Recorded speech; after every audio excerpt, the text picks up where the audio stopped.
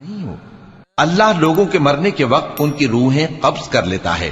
اور جو مرے نہیں ان کی روحیں سوتے میں قبض کر لیتا ہے،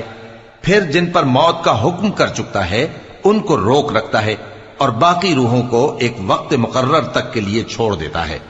جو لوگ غور و فکر کرتے ہیں ان کے لیے اس میں نشانیاں ہیں۔ کیا انہوں نے اللہ کے سوا اور سفارشی بنا لیے ہیں؟ کہو کہ خواہ وہ کسی چیز کا بھی اختیار نہ رکھتے ہوں اور نہ کچھ سمجھتے ہی ہوں تب بھی کہہ دو کہ سفارش تو سب اللہ ہی کے اختیار میں ہے،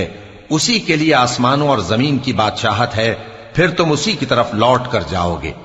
اور جب ایک اکیلے اللہ کا ذکر کیا جاتا ہے تو جو لوگ آخرت پر ایمان نہیں رکھتے ان کے دل گھٹ جاتے ہیں، اور جب اللہ کے سوا اوروں کا ذکر کیا جاتا ہے تو فوراً خوش ہو جاتے ہیں۔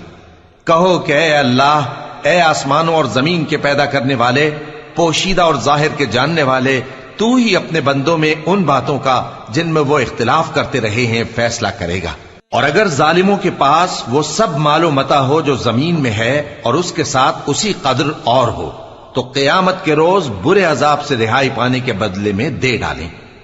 اور ان پر اللہ کی طرف سے وہ امر ظاہر ہو جائے گا جس کا ان کو خیال بھی نہ تھا، اور ان کے اعمال کی برائیاں ان پر ظاہر ہو جائیں گی، اور جس عذاب کی وہ ہنسی اڑاتے تھے وہ ان کو آ گھیرے گا۔